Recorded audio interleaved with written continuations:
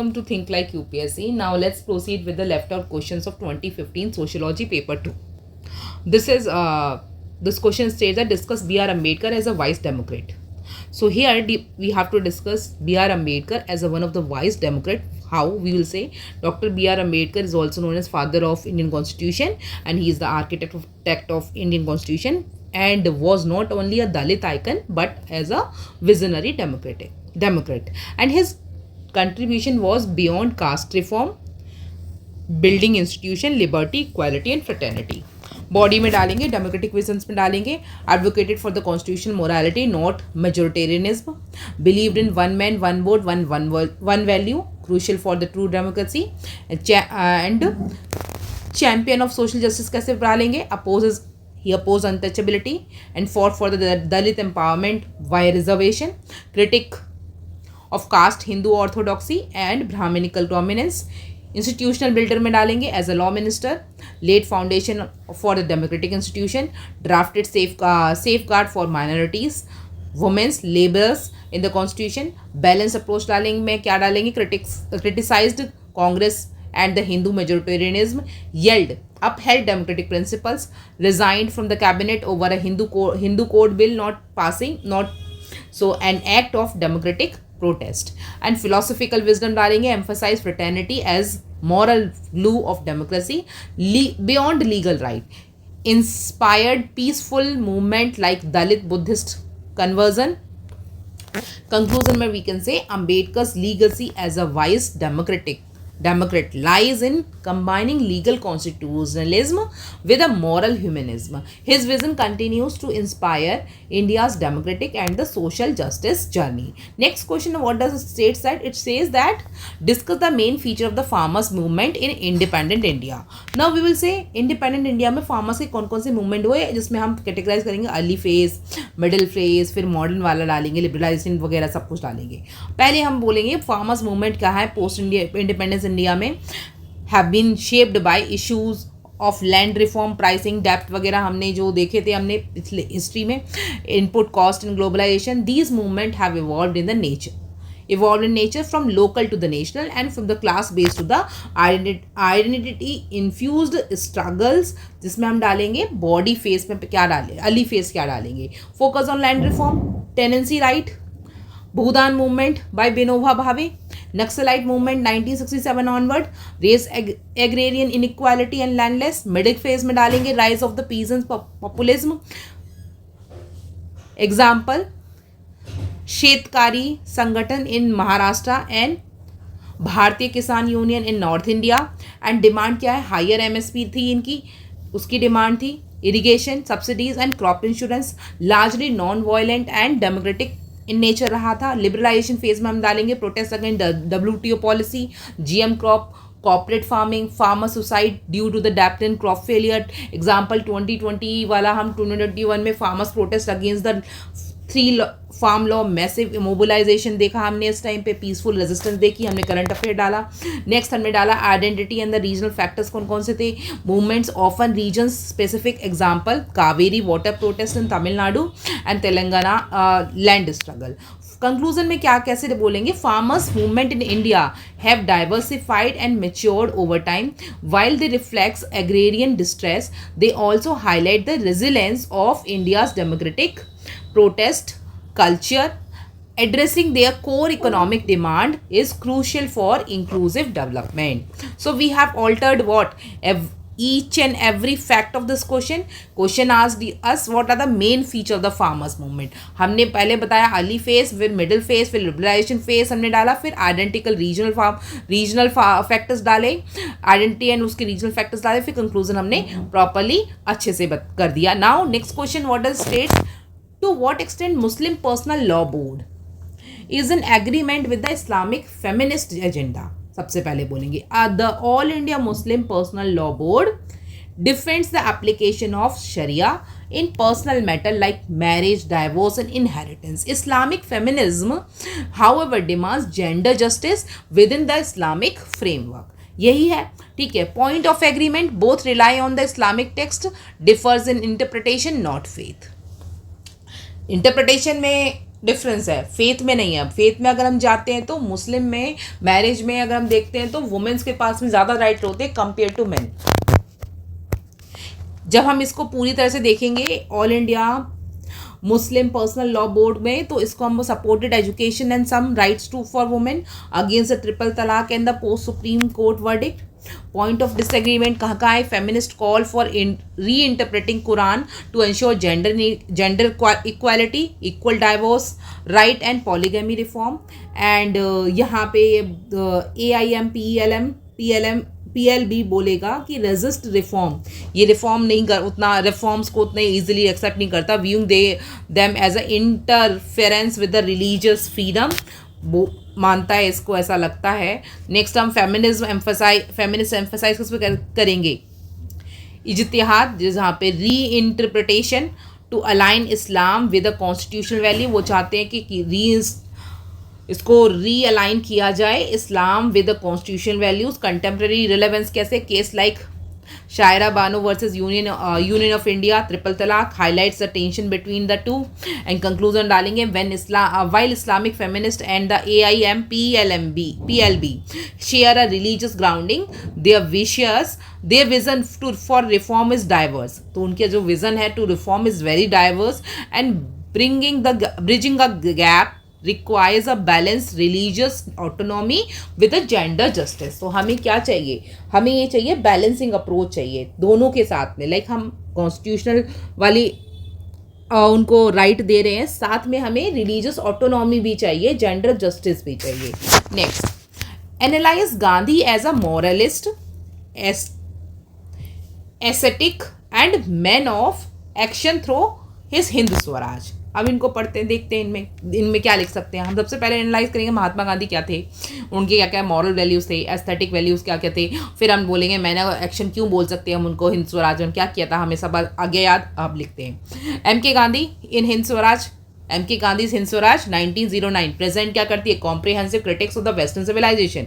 And outline क्या करती है? His vision of a self rule, जिसमें पंचायती राज वो बोलते हैं। Rooted in ethnic cottage industries की बात करते हैं। Simplicity and active resistance. Gandhi as a moralist कैसे? एडवोकेट फॉर द ट्रुथ, सत्य एंड नॉन वायलेंस इनके फैक्ट मेन कोर वर्ड है। फाउंडेशनल प्रिंसिपल्स हैं। Rejected industrial modernity as morally corrupt and dehumanizing। Industrial morality क्या कर उनके हिसाब से क्या था? It is morally corrupt and dehumanizing। As an aesthetic हमने lived a life of simplicity, celibacy, brahmacharya इन्होंने फॉलो किया था। उसके बाद में वेजिटेरियनिज्म ही and believed spiritual discipline was essential for self rule. Man of action translated ideas into mass movement, non cooperation, civil disobedience, quit India. Encourage constructive work, khadi and sanitation literacy, empowered common people to become agent of change, and like the way the change which you want to see in the world, first you start it from yourself. This is Gandhi's quote. So you'll say we can write it down here itself. The critic in machinery modernity argued that real freedom lies in self restraint and the ethical living, not in a material progress। Conclusion में डालेंगे कि Gandhi जी's Hind Swaraj remain a powerful statement of ethical politics। His life was a fusion of thought and action, making him a rare leader who was spontaneously a saint and a revolutionary। Spontaneously वो accidentally कैसे थे? वो saint थे but revolutionary थे। ठीक है, this is how we have covered this. Next question हमारा बोलता है कि human development approach affirms that education and the health care growth are more important than economic growth. Discuss in full post liberalised Indian context में हम इसको discuss करेंगे। तो हम बोलेंगे ह्यूमन डेवलपमेंट अप्रोच क्या रहा था? Developed by the Amartya Sen and the Mahbub ul Haq and shift the focus from the GDP centric growth to improving people's capabilities and especially through the education and health। किसके जरिए? मैं हमेशा कहती हूँ कभी चेंजेस ला सकते हैं हम, डेवलपमेंट ला सकते हैं, किसके जरिए? एजुकेशन पे सबसे पहले काम करेंगे, next on health. So this is how we can bring the change. Next, post liberalization, क्योंकि एजुकेटेड इंडियन होगा तो क्वेश्चन भी पूछेगा ना जनता सरकार से कि हाँ भाई क्या कर क्या रहे हो तुम। तो उनकी पॉलिसी को क्वेश्चन कर पाएंगे। अगर पढ़ा लिखा ही नहीं होगा, वो कैरिड ऑन हो जाएगा उससे कास्ट वाली पॉलिटिक्स से, तो वो डेफिनेटली ही won't be able to answer it, able to question it, sorry. Next, economic reform 1991 led to the high GDP growth but rising inequality. Human Development Index HDI of the India still ranked काफ़ी लो है, 134 देखा था हमने last. तो this is like poor education concern, poor quality of a government school, जहाँ पे teacher एब्सेंटेज बहुत ज़्यादा देखेगा एंड टीचर को नॉलेज भी नहीं होती। ज़्यादातर मेजोरिटी अभी भी देखा जाए तो मेजोरिटी टीचर्स की जो रिक्रूटमेंट होती है वो recruitment that like they are into this teaching profession for what, for their job security की वजह से, एल्स उनको as such they are not that much passionate. अगर पैशनेट टीचर्स आएंगे उस प्रोफेशन में, definitely we can witness what we can witness a huge difference into this government school. NEP 2020 address क्या करती है, foundational gaps and the skill training. Foundational gap है उसमें, health concern, कोविड-19 expose fragile public health system, malnutrition हमने डाला, स्टॉन्डेड children हो गया, लो हेल्थ केयर एक्सपेंडिचर हो गया, गवर्नमेंट खर्च ही नहीं करती है। रीजनल डिस्पैरिटीज, सदर्न स्टेट फार फेयर बेटर, सदर्न स्टेट काफ़ी बेटर है सोशल इन्वेस्टमेंट, क्योंकि केरला की लिटरेसी बहुत ज़्यादा है और वहाँ पे health and care, health and education पे काफ़ी खर्च होता है। तो सोशलॉजिकल इम्पैक्ट क्या है, unequal access lead to the exclusion specially for Dalit, tribal, womens और ओबीसीज, और इवन इकोनॉमिकली वीकर सेक्शन हमने डाल दिया यहाँ पे। Better education and health equal to upward mobility and reduce caste gender, इस तरह से कास्ट जेंडर रिड्यूस होता है।